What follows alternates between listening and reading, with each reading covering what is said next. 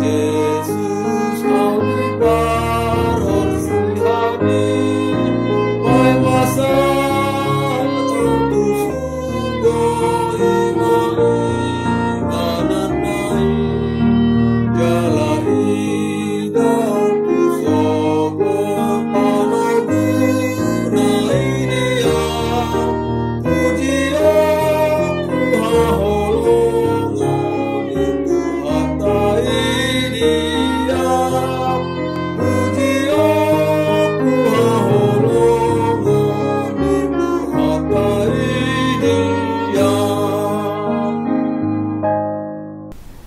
Selamat pagi Bapak Ibu, Saudara-saudari yang terkasih.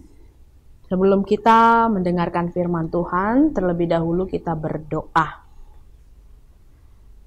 Kasih karunia Tuhan kita Yesus Kristus dan kasih setia Allah Bapa, itulah yang menyertai hati dan pikiranmu sekalian. Amin. Bapak Ibu, Saudara-saudari yang terkasih, firman Tuhan yang menjadi renungan untuk kita pada hari ini, Kamis 4 April 2024, yaitu dari Mazmur pasal 16 ayat 8. Aku senantiasa memandang kepada Tuhan, karena Ia berdiri di sebelah kananku, aku tidak goyah. Totong do hubain Jehovah tu jolokku, ai molo disiamukui bana dang tagamon, humordit au. Demikianlah firman Tuhan. Saudara-saudari yang terkasih, dalam nama Tuhan kita Yesus Kristus, kita mungkin sering mendengar ungkapan yang mengatakan bahagia itu sederhana. Bagaimana mungkin pada kenyataannya tidak sederhana? Kita merasa bahagia kalau kita sudah berkecukupan dalam segala hal. Makanan, minum, masa depan anak-anak, kebutuhan dalam rumah tangga, jalan-jalan, beli mobil, berlibur ke luar negeri.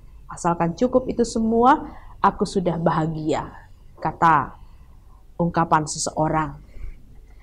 Bapak, Ibu, Saudara-saudari yang terkasih, semua pasti akan mengatakan pendapatnya berbeda-beda. Dan bahkan terkadang kita menempatkan kebahagiaan itu sepertinya jauh dari kita, sehingga kita sulit untuk mencapainya, sulit untuk memilikinya. Namun yang pasti bahagia itu bukan berarti tidak tertata, bukan berarti tidak teratur. Orang akan merasa bahagia jika dia berada pada jalur yang benar atau aturan yang tepat. Ibaratkan seperti seorang anak, tentunya rasa bahagianya itu berbeda sekali ketika dia mendapatkan prestasi juara di sekolahnya adalah karena hasil jerih payahnya belajar dengan sungguh-sungguh dibandingkan dengan orang yang karena dibantu oleh guru atau ada oknum lain atau mungkin menyontek.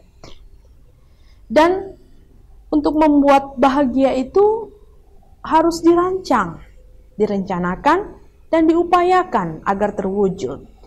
Kalau memang kebahagiaan itu adalah sederhana, misalnya dengan mendapatkan pekerjaan saja saya bahagia, atau bagi yang lain mengatakan dengan membahagiakan orang tua aku merasa bahagia, atau ada yang mengatakan aku akan bahagia jika aku akan bisa membuat keluargaku bahagia.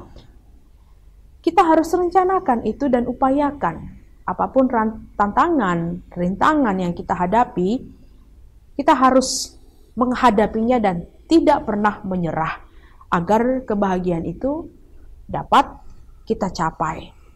Namun seringkali ketika kebahagiaan itu sudah tercapai, ada saja hal yang membuat kita tidak bisa mengekspresikan dengan senyuman, menunjukkan bahwa kita sedang berbahagia.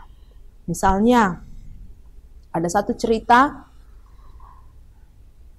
keluarga yang seharusnya menghantarkan anaknya untuk wisuda.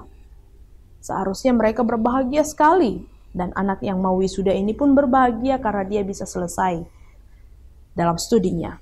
Namun, dalam perjalanan terjadi kecelakaan sehingga berpisah oleh karena kematian menerpa. Dia seharusnya berbahagia saat dia diwisuda. Tetapi dia tidak mampu mengekspresikannya karena ada hal yang terjadi dengan tiba-tiba sehingga segala sesuatunya menjadi hambar. Dan bahkan mungkin bisa saja dia menyalahkan diri. Seandainya dia tidak wisuda, dia tidak akan berpisah dengan kematian. Kecelakaan itu tidak terjadi. Kita menyalahkan situasi yang sudah terjadi di luar dari kendali kita. Bapak, Ibu, Saudara-saudari yang terkasih, melalui firman ini yang adalah pengakuan dari Daud bahwa sesungguhnya bahagia itu sederhana bagi dia. Bahagia diperoleh dengan menata hidup mengikuti perintah Allah dan diam di rumah Allah, mengandalkan Allah, sehingga apapun pergumulan yang boleh terjadi yang mencoba untuk merusak kebahagiaan kita, dia tidak takut, dia tidak goyah, dia tidak merasa sedih, tapi dia tetap kuat bertahan karena dia mengandalkan Tuhan dan dia percaya Tuhan ada menopang dia, berdiri di sebelah kanannya, dan dia tidak akan goyah. Saudara-saudari yang terkasih, firman ini pun demikian mengajak kita. Apapun yang terjadi dalam kehidupan ini, janganlah kita menjadi goyang, baik iman, pendirian kita. Sebagaimana yang dikatakan orang, kita menjadi orang yang abu-abu. Kita harus mempunyai pendirian yang pasti dan tetap. Orang yang menyerahkan dirinya kepada Allah akan memperoleh ketenangan. Sebab Allah